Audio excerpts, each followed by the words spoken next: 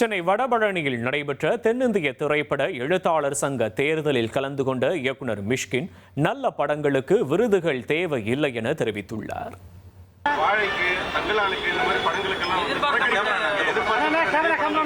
நான் இப்பதான் வந்திருக்கேன், எனக்கு ஒன்றும் தெரியல. இல்லை, நம்ம அதாவது ஒரு நல்ல படம் எடுத்தா பிறகு அதுக்கு விருதே தேவை கிடையாது. விருதுன்றது வந்து ஒரு என்கரேஜ்மெண்ட் தான். ஸோ ஒரு நல்ல பேர் கிடைக்கல, ஒரு தங்கலானம் கிடைக்கல, அதுக்கு கிடைக்கல, வாழை கிடைக்கல, நம்ம வந்து குறை சொல்லக்கூடாது. மாரி செல்வராஜோ அல்லது வந்து என்னுடைய தம்பியோ வந்து ரஞ்சித்தும் வந்து விருதுகளுக்காக படம் பண்ணுறது கிடையாது.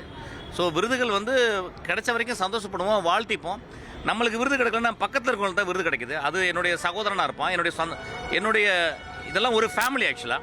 அதனால் விருது வரும்போது நம்ம தட்டி கொடுக்கணும், நம்ம வந்து அதை ஃபீல் பண்ணக்கூடாது. நான் எந்த காரணத்தை கொண்டு என் படத்தை எந்த விருதுகளுக்கு அனுப்புனதே இல்லை, கடைசி வரைக்கும் அனுப்பவே போகிறதில்லை எனக்கு. ஸோ விருதுன்றது வந்து மக்களால் கொடுக்கறது. மக்கள் வந்து டிக்கெட் வாங்கிட்டாங்க, அதை படம் வெட்டி படம் ஆகிட்டாங்க, அதை விட விருது உலகத்துக்கு என்ன இருக்குது ஆக்சுவலாக?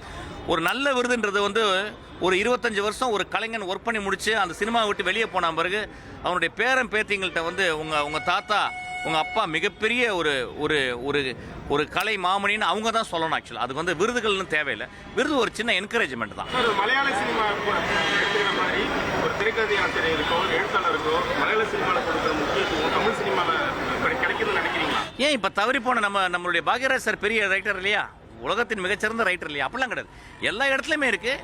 மலையாள சினிமா கொஞ்சம் இலக்கியத்துலேருந்து வருது, நம்மளுக்கு கொஞ்சம் இலக்கியம் கொஞ்சம் கம்மியாக இருக்குது. அது அது அது அதை வந்து மேனேஜ் பண்ணுறாங்க. இப்போ பாக்யராஜ் சார் இருக்கார், நிறைய பேர் எழுதியிருக்காங்க ஆக்சுவலாக, வந்து நல்ல எழுத்துக்கள் தான் ஆக்சுவலாக. வந்து இன்னும் வந்து இந்தியாவிலே வந்து கிராஃப்ட் பொறுத்தவரைக்கும் நம்ம தான் நம்பர் 1ல இருக்கோம். இனி செல்லும் இடமெல்லாம் செய்தி. தந்தி டிவியின் வாட்ஸ்அப் சேனலை ஃபாலோ பண்ணினா செல்ல இருக்கும் இடமெல்லாம் செய்தி.